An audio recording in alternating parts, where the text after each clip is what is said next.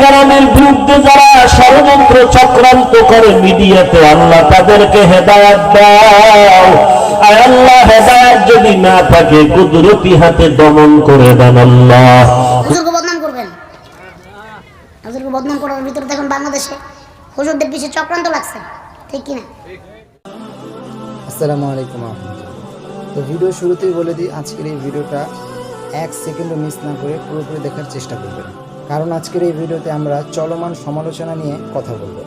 এহসান গ্রুপের পক্ষে কথা বলার কারণে মাওলানা হাফিজুর রহমান সিদ্দিকীর বিপক্ষে যত সমালোচনা করা হয়েছে, সমস্ত সমালোচনাকারীদের জবাব ছোট্ট একটা কথা হজরত বুঝিয়ে দিলেন। তো সেই ভিডিওটা আমরা দেখব। তার আগে চলুন এই ব্যাপার নিয়ে শিশু বক্তা বিক্রমপুরী কি বললেন। হুজুরকে বদনাম করবেন, হুজুরকে বদনাম করার ভিতরে দেখুন বাংলাদেশে হুজুরদের পিছে চক্রান্ত লাগছে, ঠিক কিনা? আমাদের খাতিবুল উম্মাহ আল্লামা হাফিজুর রহমান সিদ্দিকী কুয়াকাটা সাহেব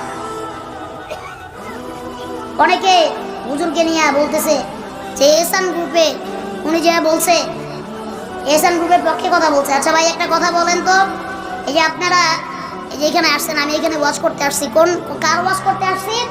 আল মাদিনা ইসলামিক একাডেমি। এখন আমি এই একাডেমির পক্ষে দুইটা কথা বলছি, এটা আমার দায়িত্ব, কারণ আমি তাদের দাওয়াতে এসেছি, ঠিক কিনা? আচ্ছা ওইটা বাদ দেন, আমি আপনার বিষয়ে একটা কথা বলছি যে এই লোকটা অনেক ভালো, 5 ওয়াক্ত নামাজি, কিন্তু 2 বছর পরে আপনি নামাজ ছেড়ে চুরি করলেন, দোষটা কি আমার? আমি আপনাকে বললাম আপনি অনেক ভালো মানুষ, আপনি অনেক বড় দিনদার, আপনি অনেক বড় আল্লাহওয়ালা, কিন্তু আপনাকে এই কথা বলার পরে 2 বছর পরে যায়, 1 বছর পরে যায়, আপনি মানুষ ধন সম্পদ মেরে খাইছেন, চুরি করেছেন, মানুষের সাথে উল্টা পাল্টা করেছেন, এই জন্য কি দোষ আমি বিক্রমপুরের হবে? আমারে দিবেন আপনারা দোষ? যখন এহসান গ্রুপের পক্ষে আমাদের আলেম ওলামারা কথা বলেছিল, তখন এহসান গ্রুপ টাকা মারে নাই, ঠিক কিনা? এখন যখন মাইরা চলে গেছে, তখন কি হাফিজুর রহমান সিদ্দিকী সাহেবকে দোষ দিয়ে লাভ হবে? এই জন্য ভাইয়ের আমার পা দুইটা ধরি, আলেম ওলামার সাথে বেয়াদবি করেন না। এহসান গ্রুপের পক্ষে কথা বলার কারণে মাওলানা হাফিজুর রহমান সিদ্দিকীর বিপক্ষে যে সমস্ত সমালোচনা হয়েছিল, সমস্ত সমালোচনাকারীদের সমালোচনা জবাব দিয়ে দিলেন। তো চলুন তার কণ্ঠে শুনে আসি।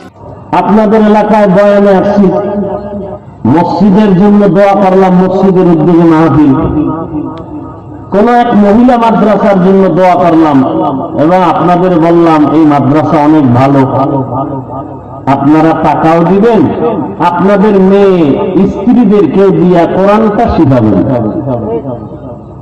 কি করলাম? বরদোয়া না দোয়া?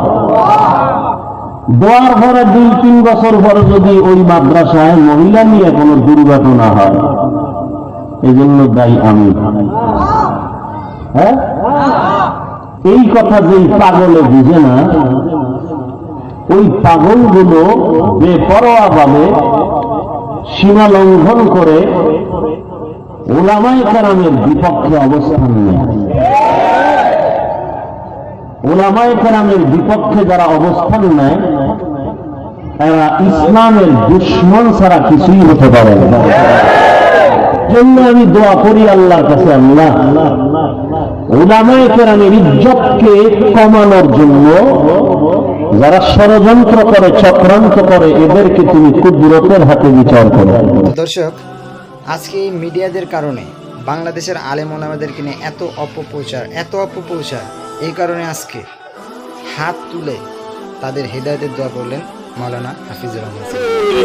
আয় আল্লাহ, সারা দুনিয়া ইজ্জতের সাথে খেদমতের জন্য কবুল করে নেন। আয় আল্লাহ, সমস্ত প্রোগ্রামগুলো ইজ্জতের সাথে কামিয়াবি দান করেন।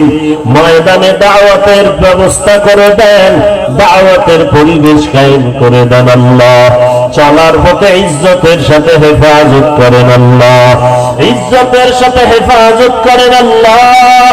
আয় আল্লাহ, বাতিলের মোকাবেলায় বিজয়ী করে দেন, ইসলামের ব্যানারওয়ালা মুনাফিক থেকে হেফাজত করেন আল্লাহ, ইসলামের ব্যানারওয়ালা দুশমন থেকে হেফাজত করেন আল্লাহ।